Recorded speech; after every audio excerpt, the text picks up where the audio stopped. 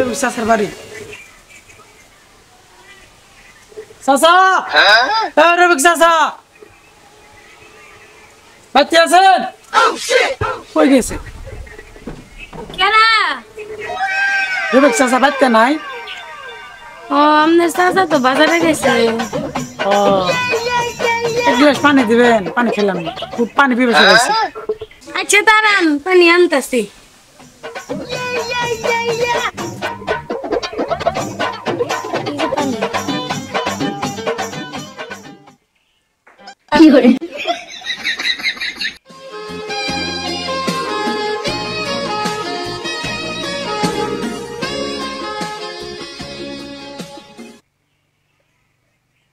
আচ্ছা, রবিক চাচা তো বাড়িতে নাই বুঝলাম, কিন্তু আপনি কি? আমি তো হেরবো। এত সুন্দর বউ। রবিক চাচা তো খুব ভাগ্যবান, তো আপনার মতো সুন্দর একটা বউ পাইছে। তাই হ্যাঁ, আপনি অনেক সুন্দর।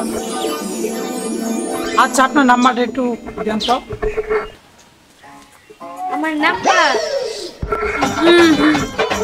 মোবাইলটা দেন।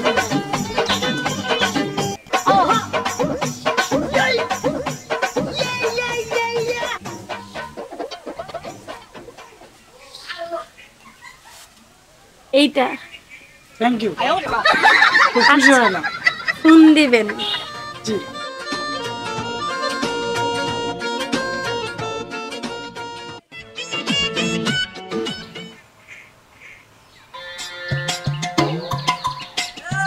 আসসালামু আলাইকুম।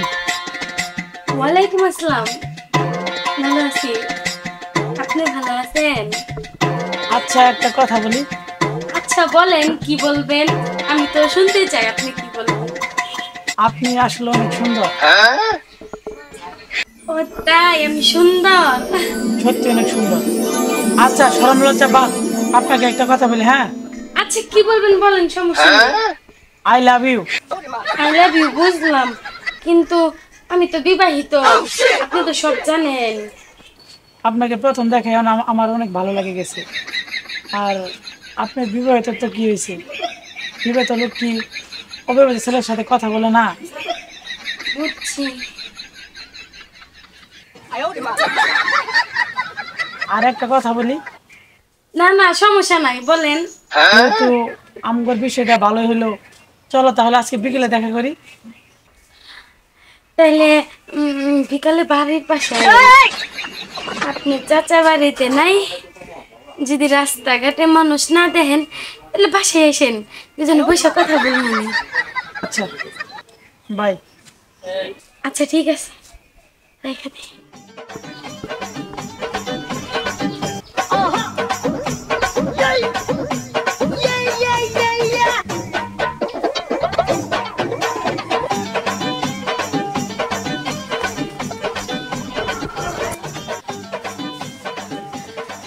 কেউ তো দেখে নাই?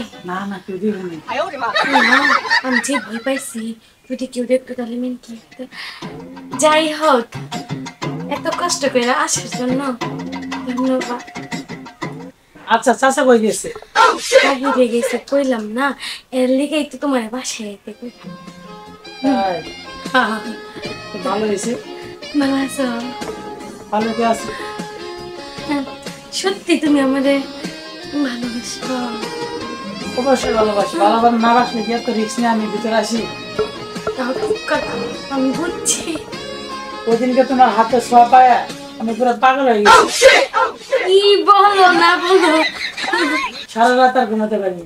আচ্ছা, তোমার হাতটা একটু দাও তো।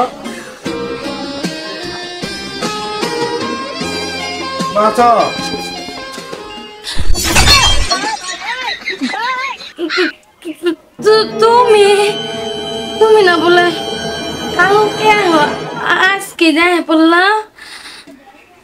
আমি যদি কাল আসতাম তাহলে তোদের এই রূপ দেখতে পারতাম না। আরে তুমি যা মনে করতেছো তা না, তোমার বাইশটা বাসে আইসাল, এক গ্লাস পানি খাবো এর লেগে বইসাল।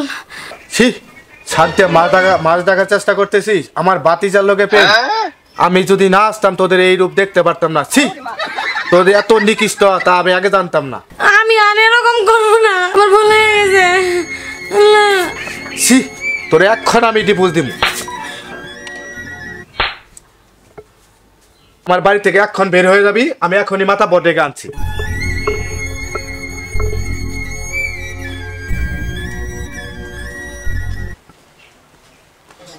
মেম্বার সাহেব, আমার একটা বিচার।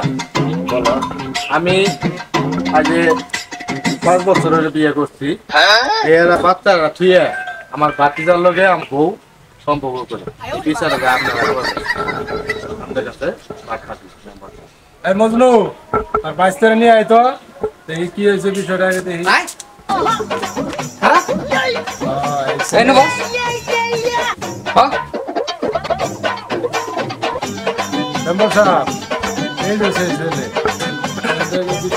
এটা কি করবেন আপনি? এলাকার বড় মাছ ঘর আগে তো মাছ বিক্রি করেন, আমি তো এলাম সামান্য আপনাদের ওয়ার্ডের একজন প্রতিনিধি।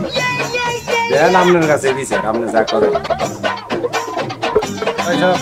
কি করা যায় বিষয়টা একটু গুরুত্ব দিয়ে খুব করে কত সুন্দর লাগছে। মেম্বার সাহেব, এই অবস্থা আমার কথা হলো আপনি আমাদের এলাকার প্রতিনিধি, এই একটা সুন্দর একটা ছেলে থুয়ে এই মহিলা দুশ্চরিত্রা মহিলা তার বাস্তির সঙ্গে এই অকাল কাজটা করতে আপনি সুস্থ একটা বিচার করে দিবেন, এই দাবি আপনার কাছে আমার।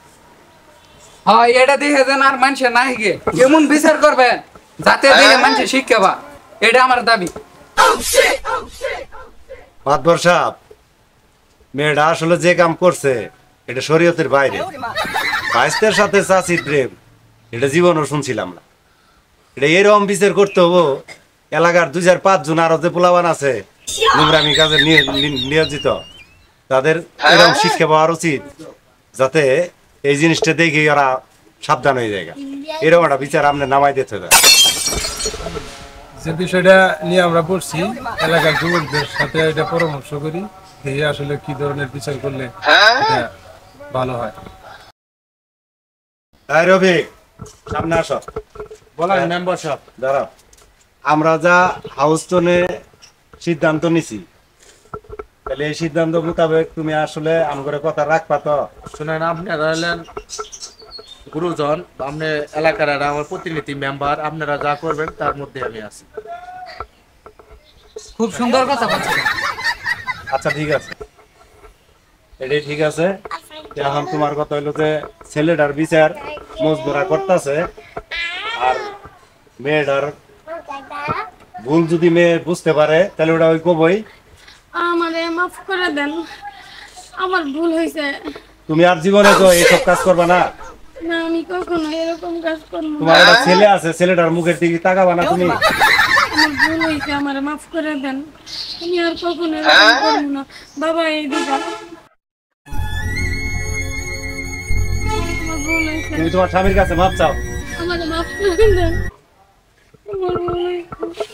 আর মজনু, তুমি এই ওই শয়তানের বিচারটা তুমি করবা, তুমি রাশেদ মিলেই করবা। ঠিক ওইজন পোলাবান আছো, হাড্ডি কুটি যেন না ভাঙে, মাথাটা যেন না ফাটে, জীবনটা যেন না চলে যা আছে তোমরা যা পারো তাই করবা।